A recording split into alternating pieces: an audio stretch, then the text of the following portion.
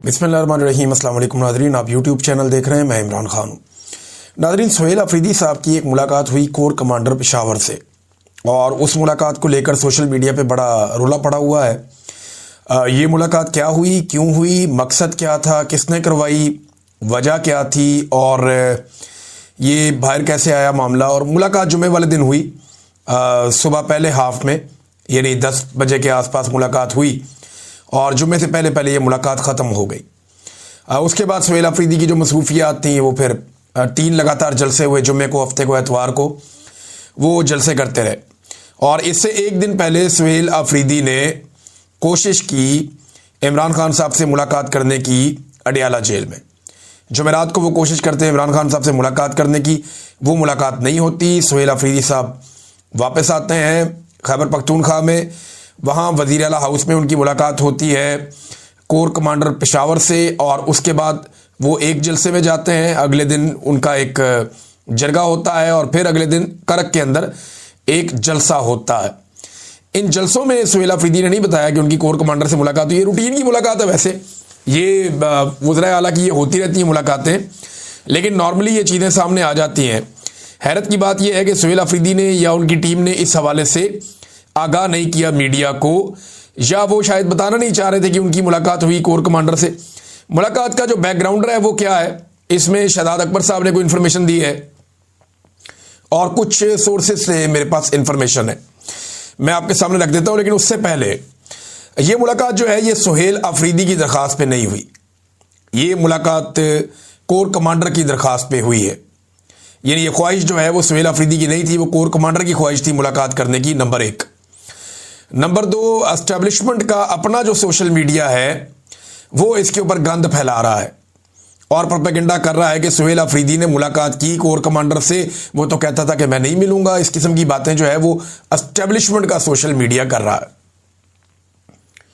यानी पहले मुलाकात की दरखास्त कहां से आई, कोर कमांडर की जानिब से। मुलाकात के बाद प्रोपेगेंडा कौन कर रहा है, कोर कमांडर से रिलेटेड जो सोशल मीडिया है, एस्टेब्लिशमेंट का सोशल मीडिया, वो इसके ऊपर नीचा दिखाने की कोशिश कर रहा है सुहेल अफरीदी को। तो अब क्योंकि वो बात उन्होंने शुरू कर दी तो बात तो आगे बढ़ेगी। इसमें शहजाद अकबर साहब ने पहले इंफॉर्मेशन दी, उन्होंने कहा जी कि जुमे के रोज एक हसास इदारे के सूबाई दफ्तर के एक आला ऑफिसर ने सूबे के आईनी सरबराह यानी सुहेल अफरीदी से रब्ता किया और उन्हें अपने साथ कोर कमांडर के दफ्तर चलने की दरख्वास्त की। क्या हो जी, कोर कमांडर के दफ्तर हाजिरी है। जैसे गड्ढापुर साहब को कहा था तो वो कैबिनेट लेके पहुंच गए थे वहां पे, लेकिन सुहेल अफरीदी ने या आईनी ओहदेदार ने, जो पहले ही इस दफ्तर से मुलाकात से गुरेजा थे, यानी कोशिश करते मुलाकात ना करें, इन्होंने बड़े प्यार वाले अंदाज में जवाब दिया कि मेरे मनसब के तकाज़ों के मुताबिक मुनासिब यही है कि मैं अपने दफ्तर में मुलाकात करूं। यानी मैं उधर क्यों जाऊं मुलाकात करने के लिए, वो मेरा मनसब ऐसा है क्योंकि एक आईनी ओहदा है मेरे पास, बड़ा ओहदा है, तो वो मुझे मिलने के लिए आए। अगर वो तशरीफ़ लाना चाहें तो मुझे कोई एतराज़ नहीं। ये बात जो हसास इदारे का अफसर था उसको पसंद नहीं आई, और उन्होंने नाराज़गी का इजहार किया और गैर मुनासिब लहजा इख्तियार करते हुए वहाँ से रवाना हो गए। जब ये मामला कोर कमांडर के इल्म में आया तो उन्होंने सूरत हाल की नज़ाकत को समझते हुए दानिशमंदी का मुजाहरा किया। उन्होंने मुतल्लिका अफसर को तंबीह करने के बाद खुद सूबे के आईनी सरबराह के दफ्तर का दौरा किया, उन्हें ओहदा संभालने पर मुबारकबाद दी और अमन व अमान के उमूर पर खुशगवार माहौल में तबादला ख्याल किया। बाद अदा वो नहायत एहतराम के साथ रुखसत हो गए। इस वाक़े का मकसद बयान करने का आगे वो अपना बता रहे हैं कि जी मकसद ये है कि जो आईनी ओहदेदारान हैं उनकी इज़्ज़त का ख्याल रखा जाए, और वही जो मनसब है वो ख़ुद भी अपने मनसब का ख्याल रखें, और जो सरकारी मुलाजमीन हैं वो भी उनके मनसब का ख्याल रखें। बहरहाल ये मुलाकात जो है इसकी दरख्वास्त एस्टेब्लिशमेंट की जानिब से यानी कोर कमांडर की जानिब से थी। सुहेल अफरीदी ने जाने से इनकार किया कि जी मैं तो नहीं आ रहा, लेकिन मेरा दफ्तर हाजिर है, यहाँ पे अगर वो आकर मिलना चाहे तो बड़ी अच्छी बात है, वो आकर मिल लें, क्योंकि मेरा मनसब बड़ा है, और वो अगर आके कोई ब्रीफिंग देना चाहते हैं तो यहाँ पे आ जाएं, या मुलाकात करना चाहते हैं। तो बेसिकली मुलाकात का जो मकसद बताया गया था सुहेल अफरीदी को, पहले वो ये बताया गया था जी वो मुबारकबाद देना चाहते हैं। फिर वो आए, उन्होंने मुबारकबाद दी भी। अब ज़राए ये दावा करते हैं कि सुहेल अफरीदी ने, मैं सुहेल अफरीदी से बात करूंगा तब मैं पता करने की कोशिश करूंगा कि एक्चुअली क्या बातचीत हुई, लेकिन जो ज़राए बता रहे हैं वो ये बता रहे हैं कि सुहेल अफरीदी ने अपना वही मौक़िफ़ दोहराया जो उन्होंने जलसों में दोहराया था। खास तौर पे ऑपरेशन को लेकर, मिलिट्री ऑपरेशन को, ड्रोन हमलों को, इन चीज़ों को लेकर उनका वही मौक़िफ़ था जो इमरान खान साहब का मौक़िफ़ है। और उन्होंने ये बात भी बताई कि जनाब इमरान खान साहब से तो मुलाकात नहीं हो रही, चीज़ें पेंडिंग है। तो अब कुछ लोग कह रहे हैं कि शायद इमरान खान साहब से आज के दिन में सुहेल अफरीदी साहब की मुलाकात हो जाएगी। ये दावा किया जा रहा है इस मुलाकात के बाद। तो जुम्मे वाले दिन ये मुलाकात हुई थी, लेकिन जुम्मे की अगर आप तकरीर उठाकर देखें सुहेल अफरीदी की, तो उसमें तो कोई लचक नहीं थी। हफ्ते वाले दिन भी कोई लचक नहीं थी, एतवार वाले दिन भी कोई लचक नहीं थी। लेकिन गंडापुर से ज़रा मुख्तलिफ तर्ज अमल है। गंडापुर साहब खुद मिलने चले जाते थे, बाद वक़्त गायब भी हो जाते थे बेचारे, और पता ही नहीं चलता था गंडापुर साहब गए कहाँ पे। फिर अचानक नमूदार होकर कहते थे मैं फ़लाँ जगह से आ गया हूँ, पहाड़ क्रॉस कर लिए। उनकी अपनी एक कहानी होती थी। लेकिन सुहेल अफरीदी ने जो तरीका कार इख्तियार किया, ये इज़्ज़त वाला तरीका है। और इतने बड़े आईनी ओहदे के ऊपर बैठे हुए शख्स को इस तरह पॉजिटिव एटीट्यूड के साथ जाना चाहिए। जो भी आए उससे मिलना चाहिए, बात करनी चाहिए। सूबे के मसाइल हल करने तो सबसे आपको मुलाकातें करनी पड़ेंगी। लेकिन इमरान खान साहब से अब वो क्या लेकर आते हैं आगे चलने का मंसूबा, ये तो इमरान खान साहब जब मिलेंगे सुहेल अफरीदी को तभी पता चलेगा, और उसके बाद जब वो बात करेंगे तब पता चलेगा।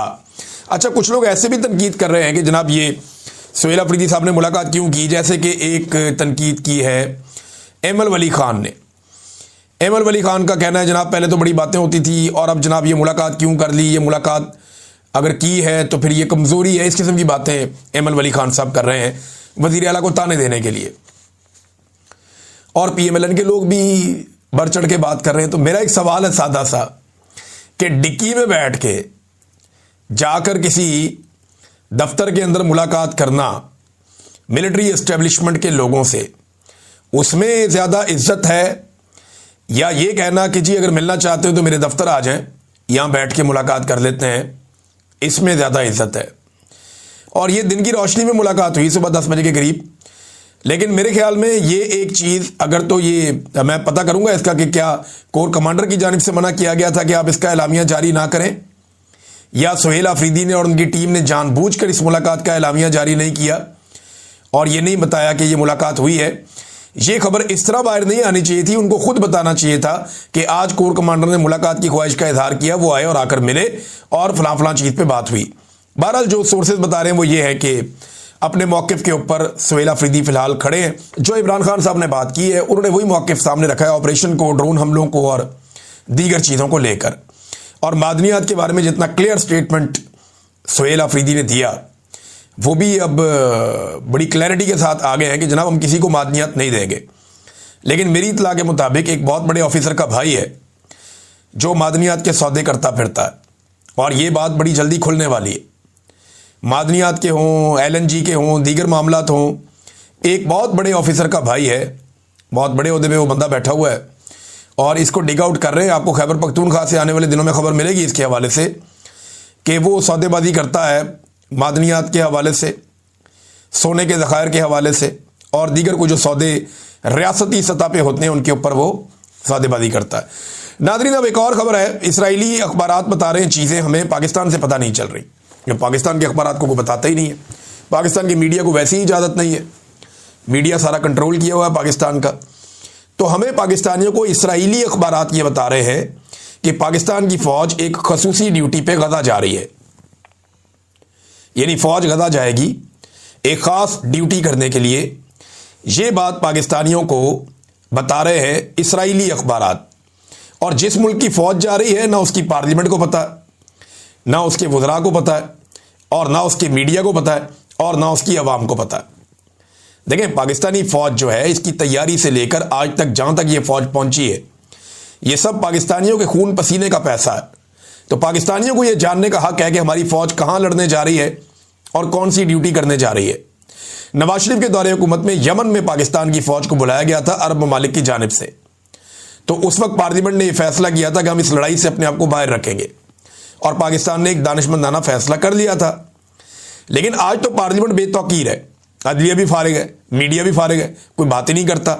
तो हमें इसराइली अखबारात से पता चलता है, द टाइम्स ऑफ इसराइल और दीगर अखबारात ये बताते हैं कि जनाब पाकिस्तानी फ़ौज जा रही है कहाँ, गज़ा में। और गज़ा में क्या काम करने जा रही है, इस हवाले से मैं एक खबर आपके सामने रखता हूँ यहाँ पे। ये जनाब नेतन्याहू के हवाले से खबर है कि गजा फोर्स में कौन सी गैर मुल्की अफवाज काबिल कबूल होंगी, फैसला इसराइल करेगा।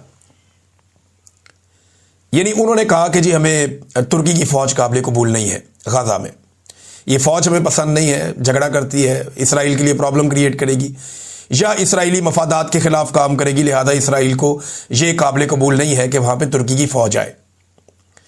लेकिन पाकिस्तानी फौज के हवाले से इसराइली मीडिया बताता है कि पाकिस्तानी फौज का अप्रूवल है और बाकायदा अमेरिकन ने, उनकी गवर्नमेंट ने यह बता दिया है कि इसराइल को पाकिस्तानी फौज के बारे में कोई एतराज नहीं है।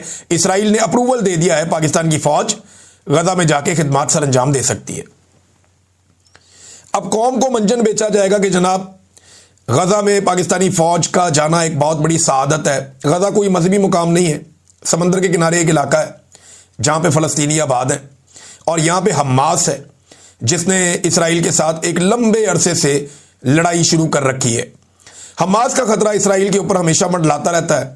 इसराइल उस खतरे को खत्म करना चाहता है और इसराइल की फौज लड़ लड़ के बमबारी कर करके मामले को यहां तक ले आई है। फिर बात करेंगे इसके ऊपर डिटेल में। अब तक के लिए इतनी, अपना ख्याल रखिएगा, अपने इस चैनल का भी। अल्लाह हाफ़िज़।